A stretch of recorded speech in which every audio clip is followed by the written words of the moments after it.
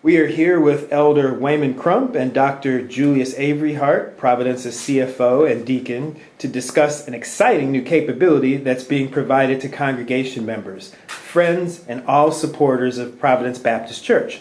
Providence has added the ability to accept electronic donations and payments. What made 2015 the right time to provide the capability to accept donations electronically?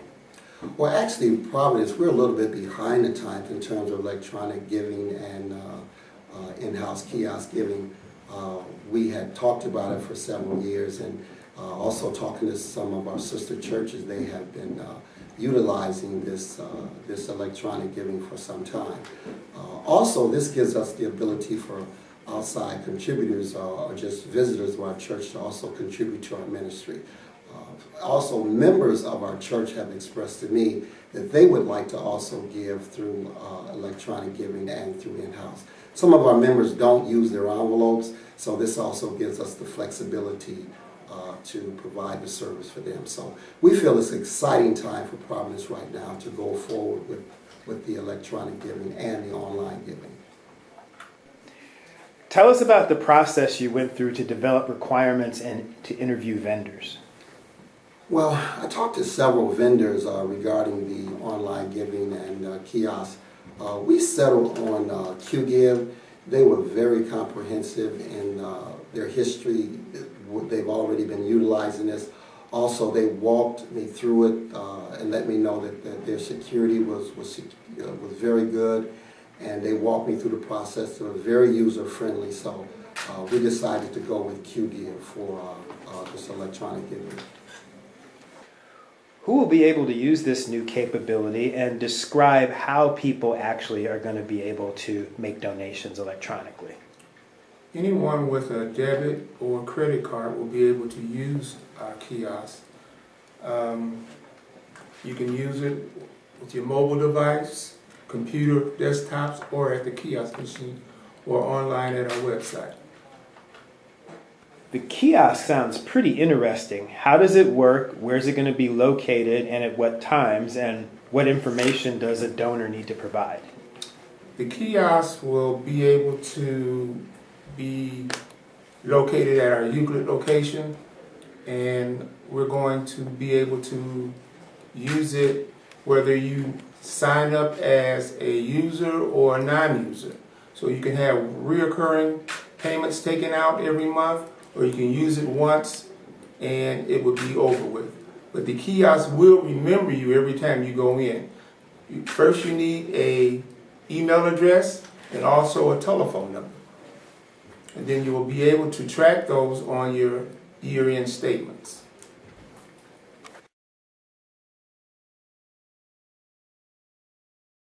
Dr. Averyheart, can you give us a demonstration, please, of how someone would actually use the kiosk? Yes. You can sign in as a guest.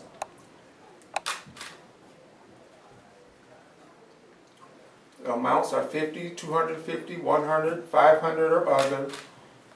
So I'll do other. Push done. Would I like to make it reoccurring or not? I said no thanks.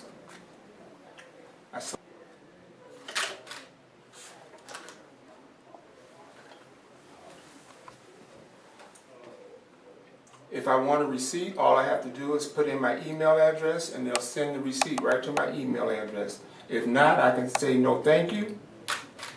It shows a receipt of being paid. All I have to do is exit. Now, if I set up an account,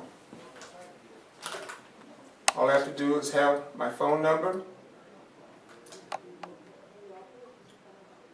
touch done, press login. It brings up my name, my number, and my email address. And I would like to sign in. I just push my name. I'll push other. I'll do $5 again. Done. No thanks. Slide my card. Now, it's a paid receipt that's going to be sent right to my email address.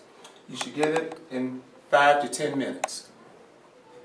Then all I have to do is log out, and it's ready for the next person to use. Here we are at Providence Baptist Church website, and we're going to demonstrate how easy it is to make an online donation with QGive. You'll notice at the top we have a menu, and the very first menu item is make a donation. So we simply click on it, and the first thing that you'll notice is that the form, as we scroll down, is very similar to what we see on the kiosk. So what we are going to do is have Julius Averyheart make a donation online using this form. So we're just going to fill this out, and I'm going to pause for a moment.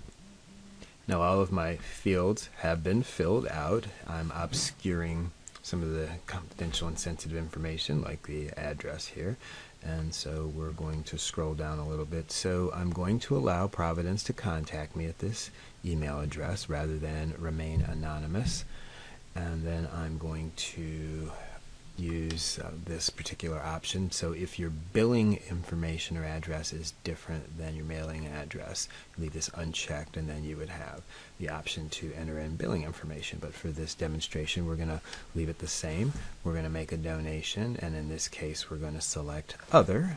So we're going to select $5.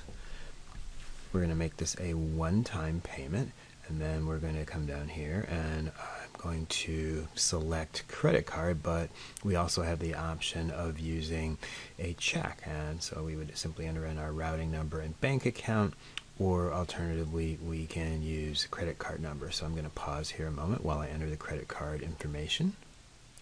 Now that that's been entered, I'm going to click on make a donation, and the very next thing that we're going to see is a thank you and a receipt that provides our information. So we can clearly see that we've got transaction information, transaction ID, the date, address, and then our email address.